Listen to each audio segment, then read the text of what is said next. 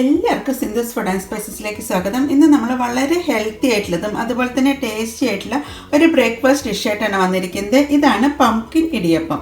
അപ്പോൾ ഈ ഒരു ഇടിയപ്പം കഴിക്കുന്നതിന് വേണ്ടിയിട്ട് നമുക്ക് തേങ്ങാപ്പാൽ ചേർത്തിട്ടോ അതല്ലെങ്കിൽ കറി ചേർത്തിട്ടോ ഒക്കെ കഴിക്കാവുന്നതാണ്. അപ്പോൾ പംകിനാണ് ഇതിൽ ചേർത്തതെന്ന് ഒരിക്കലും കണ്ടുപിടിക്കാൻ പറ്റില്ല, അത്രയ്ക്ക് ടേസ്റ്റാണ്. അതുപോലെ തന്നെ വളരെ സോഫ്റ്റാണ് ഈ ഒരു ഇടിയപ്പം. അപ്പോൾ നിങ്ങൾ ഇതുവരെ ഈ ഒരു രീതിയിൽ ട്രൈ ചെയ്തിട്ടില്ലെങ്കിൽ ഇതൊന്ന് ട്രൈ ചെയ്ത ശേഷം ഫീഡ്ബാക്ക് തരാൻ മറക്കരുത്.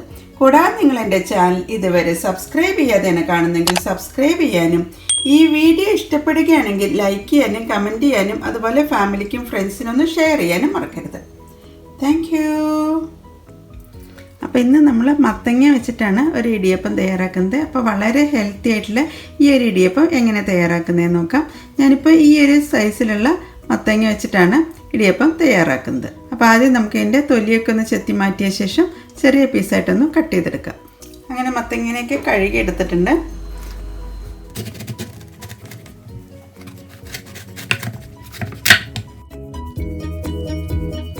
അങ്ങനത്തെ മത്തങ്ങയുടെ കുരുവും അതുപോലെ ഉള്ളിലത്തെ നാരൊക്കെ കളഞ്ഞിട്ടുണ്ട്. എൻ്റെ കയ്യിലുള്ള ഈ ഒരു മത്തങ്ങ എന്ന് പറയുന്നത് നല്ല മൂത്ത മത്തങ്ങയായിരുന്നു. ഇനി നമുക്ക് ഇതിൻ്റെ പുറം ഭാഗത്തെ തൊലിയും കൂടി ചെത്തിയ ശേഷമാണ് ചെറിയ പീസായിട്ട് കട്ട് ചെയ്തെടുക്കേണ്ടത്. അങ്ങനത്തെ മത്തങ്ങയൊക്കെ തൊലിയൊക്കെ കളഞ്ഞ ശേഷം ചെറിയ പീസായിട്ട് തന്നെ കട്ട് ചെയ്തെടുത്തിട്ടുണ്ട്. ഇനി നമുക്കത് മിക്സിയുടെ ചെറിയ ജാറിലിട്ടിട്ട് നന്നായി അരച്ചെടുക്കാം. നല്ല പേസ്റ്റ് രൂപത്തിലാണ് അരച്ചെടുക്കേണ്ടത്. അങ്ങനത്തെ മെഷർ ചെയ്തപ്പോൾ ഞാൻ 1 കപ്പ് മത്തങ്ങയാണ് മിക്സിയുടെ ചെറിയ ജാറിലേക്ക് ചേർക്കുന്നത്. ആദ്യം മത്തങ്ങേനെ നന്നായി ക്രഷ് ചെയ്തെടുത്തിട്ടുണ്ട്. ഇനി അല്പം വെള്ളം കൂടി ചേർത്തിട്ടാണ് അരച്ചെടുക്കേണ്ടത്. ഒരു 1/2 കപ്പ് വെള്ളം കൂടി നമുക്ക് ആദ്യം ചേർക്കാം. എന്നിട്ട് നന്നായി അരച്ചെടുക്കാം. അങ്ങനത്തെ നമ്മുടെ മത്തങ്ങയൊക്കെ നന്നായി അരച്ചെടുത്തിട്ടുണ്ട്. നല്ല പേസ്റ്റ് രൂപത്തിൽ തന്നെ ആയി കിട്ടിയിട്ടുണ്ട്. ഇനി നമുക്കതൊരു പാനിലേക്ക് ചേർക്കാം. അതിനകത്ത് ഞാനൊരു പാൻ സ്റ്റവിൽ വെച്ചിട്ടുണ്ട്. ഇതിലേക്ക് നമുക്ക് അരച്ച് വെച്ചിട്ടുള്ള പംകിനാണ് ചേർക്കുന്നത്. പംകിൻ വേവിക്കുന്നതിന് വേണ്ടിയിട്ട് ഒരു 1/2 കപ്പ് വെള്ളം കൂടി മിക്സ് കഴുകിയത് ചേർക്കുന്നുണ്ട്. ഇനി നമുക്കിതിലേക്ക് ഇടിയപ്പത്തിന് ആവശ്യമായ ഉപ്പും കൂടി ചേർക്കാം. ഇനി നമുക്ക് പംകിനൊന്ന് വേവിച്ചെടുക്കാം. ഒന്ന് കുറുകി വരുന്ന പാകമാകുമ്പോൾ നമുക്കിതിലേക്ക് അരിപ്പൊടി ചേർക്കാം. പെട്ടെന്ന് തന്നെ കുറുകി കിട്ടുന്നതാണ്. അപ്പോൾ ഇനി കുട്ടികൾക്ക് യെല്ലോ കളറിലൊരു ഇടിയപ്പം ഉണ്ടാക്കി കൊടുക്കുകയാണെങ്കിൽ നമുക്ക് കൃത്രിമമായിട്ട് കളറൊന്നും ചേർക്കാതെ തന്നെ വളരെ ഹെൽത്തി ആയിട്ട് കഴിക്കാൻ പറ്റുന്നതാണ് ഈ പംകിൻ ഇടിയപ്പം. ഇപ്പോൾ പംകിൻ്റെ ടേസ്റ്റ് ഒന്നും ഈ ഒരു ഇടിയപ്പത്തിന് ഉണ്ടായിരിക്കുന്നതല്ല. ഇപ്പോൾ പംകിൻ ഇഷ്ടമില്ലാത്തവർക്ക് പോലും ഈ ഒരു രീതിയിൽ ഉണ്ടാക്കി കൊടുക്കുകയാണെങ്കിൽ അവർ കഴിക്കുന്നതായിരിക്കും. ഇടിയപ്പം നല്ലൊരു സോഫ്റ്റായി കിട്ടാൻ വേണ്ടിയിട്ട് 1 ടീസ്പൂൺ നെയ്യും കൂടി ചേർക്കുന്നുണ്ട്. അപ്പോൾ നെയ്യ് ചേർക്കണമെന്ന് നിർബന്ധമൊന്നുമില്ല, വെളിച്ചെണ്ണ വേണമെങ്കിലും ചേർത്താലും മതി. നെയ്യും കൂടി ചേർത്തുണ്ടാക്കുന്ന സമയത്ത് നല്ലൊരു ടേസ്റ്റ്, നെയ്യിൻ്റെ ഒരു മണവും ഒക്കെ ഉണ്ടാവുന്നതാണ്. ചെറുതായിട്ടൊന്ന് കുറുകി വരാൻ തുടങ്ങുന്ന സമയത്ത് നമുക്കിതിലേക്ക് എടുത്തു വെച്ചിട്ടുള്ള അരിപ്പൊടി ചേർക്കാം, ഇടിയപ്പത്തിൻ്റെ പൊടി. അങ്ങനത്തെ മത്തങ്ങയൊക്കെ ചേർത്ത ശേഷം വെള്ളമൊക്കെ നന്നായി തിളച്ച് ഒന്ന് കുറുകി വരാൻ തുടങ്ങിയിട്ടുണ്ട്. ഈ സമയത്ത് നമുക്കിതിലേക്ക് അരിപ്പൊടി ചേർക്കാം. ഞാനിപ്പോൾ ഇതിലേക്ക് 1 കപ്പ് അരിപ്പൊടി തന്നെയാണ് ചേർക്കുന്നത്. ഇനി അരിപ്പൊടിയും ചേർത്ത ശേഷം നന്നായി മിക്സ് ചെയ്തെടുക്കാം. അങ്ങനത്തെ അരിപ്പൊടി മത്തങ്ങയായിട്ട് നന്നായി മിക്സായി എടുത്തിട്ടുണ്ട്. ഇനി നമുക്കിതിൻ്റെ ഫ്ലെയിം ഓഫ് ചെയ്യാം. അതിനുശേഷം സ്പാറ്റിൽ വെച്ച് നന്നായി കൂടി ഒന്ന് ഇളക്കി യോജിപ്പിക്കാം. ഇനി നമുക്കിതൊരു 10 മിനിറ്റ് നേരം ഒന്ന് അടച്ചു വയ്ക്കാം. ഒന്ന് ചൂടൊന്ന് ആറിയ ശേഷം നമുക്കത് നന്നായി കുഴച്ചെടുക്കാം. അങ്ങനെ ഇതൊരു 10 മിനിറ്റ് കഴിഞ്ഞിട്ടുണ്ട്. നമുക്കിതൊരു പാത്രത്തിലേക്ക് ചേർത്ത ശേഷം നന്നായി കുഴച്ചെടുക്കാം.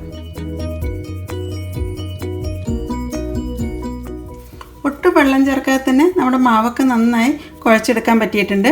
നല്ല സോഫ്റ്റായിട്ട് തന്നെ കിട്ടിയിട്ടുണ്ട്. കയ്യിൽ വേണമെങ്കിൽ ഇപ്പോൾ എണ്ണയും നെയ്യൊക്കെ തടവാം, പക്ഷെ ഒന്നും തടവാതെ തന്നെ നല്ല സോഫ്റ്റായിട്ട് തന്നെ കുഴച്ച് കിട്ടിയിട്ടുണ്ട്.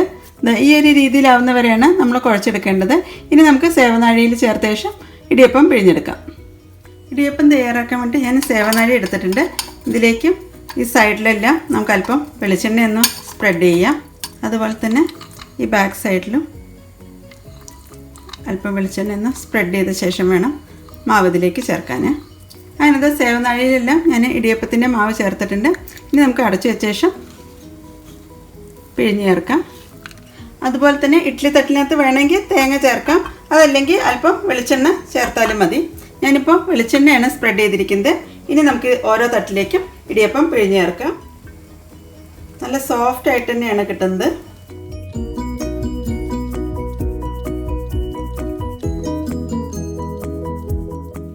കളർഫുള്ളായിട്ടുള്ള ഈ ഇടിയപ്പം കുട്ടികൾക്കൊക്കെ വളരെയധികം ഇഷ്ടപ്പെടുന്നതാണ്. ഇതുപോലെ ബാക്കിയുള്ളതും പിഴിഞ്ഞ് ചേർക്കാം. അപ്പോഴേക്കും ഞാൻ സ്റ്റീമറിൽ വെള്ളമൊക്കെ തിളപ്പിക്കാൻ വേണ്ടി വെച്ചിട്ടുണ്ടായിരുന്നു. ഇനി നമുക്ക് പിഴിഞ്ഞ് വെച്ചിട്ടുള്ള ഇടിയപ്പമാവാണ് സ്റ്റീമറിലേക്ക് വെക്കുന്നത്. 10 തൊട്ട് 15 മിനിറ്റ് വരെ നമുക്കൊന്ന് സ്റ്റീം ചെയ്തെടുക്കാം. ഇതുപോലെ ഞാൻ പരന്ന തട്ടിലും അല്പം വെളിച്ചെണ്ണയാണ് സ്പ്രെഡ് ചെയ്യുന്നത്. അതിനുശേഷം ഇടിയപ്പം പിഴിയാം.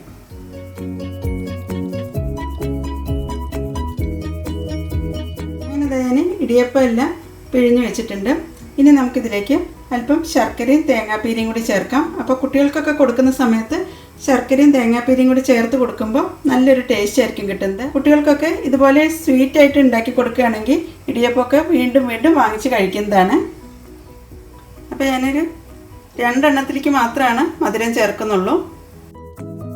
ഒരു 3 ടീസ്പൂൺ തേങ്ങാപ്പീര് ചേർത്തിട്ടുണ്ട്. പിന്നെ ഇതിലേക്ക് ചേർക്കുന്നത് ശർക്കര പൊടിയാണ്. ഇത് മധുരത്തിന് ആവശ്യമായിട്ടുള്ള ശർക്കരപ്പൊടി ചേർക്കാം. ഞാനിവിടെ ഇപ്പോൾ 1.5 ടേബിൾ സ്പൂണാണ് ചേർത്തിരിക്കുന്നത്. പിന്നെ ഇതിലേക്ക് ഒരു നുള്ള ജീരകപ്പൊടി ചേർക്കാം. പിന്നെ അല്പം ഏലക്കപ്പൊടിയും കൂടിയാണ് ചേർക്കുന്നത്. എന്നിട്ട് ഇത് നന്നായി മിക്സ് ചെയ്തെടുക്കാം. ഇനി നമുക്ക് ഈ കൂട്ട് ഇടിയപ്പത്തിൻ്റെ നടുവിലായിട്ട് ചേർക്കാം.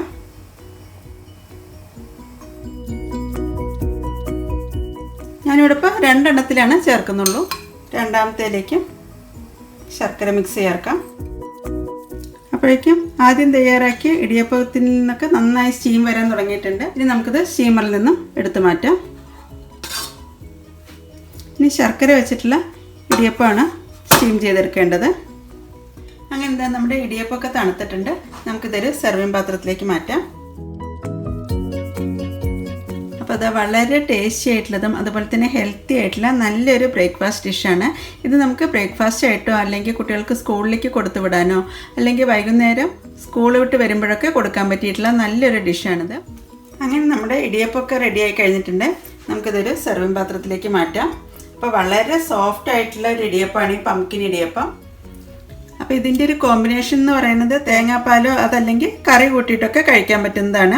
പംകിൻ ചേർത്താണെന്ന് ഇതിൽ പറയുന്നില്ല. അത്രയ്ക്ക് നല്ല ടേസ്റ്റ് ആയിട്ടുള്ളതാണ്. പ്രത്യേകിച്ച് നെയ്യൊക്കെ ചേർത്തുകൊണ്ട് തന്നെ നല്ലൊരു നെയ്യിൻ്റെ ഫ്ലേവറും കൂടി ഈ ഒരു ഇടിയപ്പത്തിന് കിട്ടുന്നതാണ്. ശർക്കര ഫില്ലിങ്ങായി വെച്ചുകൊണ്ട് തന്നെ ഈ ഒരു രീതിയിൽ അടയുടെ രൂപത്തിലും നമുക്ക് കുട്ടികൾക്ക് കൊടുത്തു വിടാവുന്നതാണ്. അപ്പോൾ ഇങ്ങനെ കഴിക്കുകയാണെങ്കിൽ ശരിക്കും കറിയുടെ ഒന്നും ആവശ്യമില്ല. നമ്മുടെ ശർക്കരയും തേങ്ങയുടെയൊക്കെ ഫില്ലിങ്ങാണ് ഈ ഒരു അട പോലെ ഉണ്ടാക്കിയിരിക്കുന്ന ഈ ഒരു ഇടിയപ്പത്തിന് കിട്ടുന്നത്. കുട്ടികൾക്കൊക്കെ ഒരു പ്രാവശ്യമെങ്കിലും ഈ ഒരു രീതിയിലൊന്നും പംകിൻ ഇടിയപ്പം തയ്യാറാക്കി കൊടുക്കണം. പംകിൻ ഇടിയപ്പം മതി തന്നെ പറയുള്ളൂ. അങ്ങനെ കളർഫുൾ ആയിട്ടുള്ള ഈ ഒരു ഇടിയപ്പം കുട്ടികൾക്കൊക്കെ വളരെയധികം ഇഷ്ടപ്പെടുന്നതാണ്. പിന്നെ തേങ്ങയും ശർക്കരയൊക്കെ ചേർത്തുകൊണ്ട് തന്നെ എല്ലാവർക്കും ഇഷ്ടപ്പെടുന്ന ഈ ഒരു ഇടിയപ്പം എല്ലാവരും ട്രൈ ചെയ്ത ശേഷം ഫീഡ്ബാക്ക് തരാൻ മറക്കരുത്. Thank you.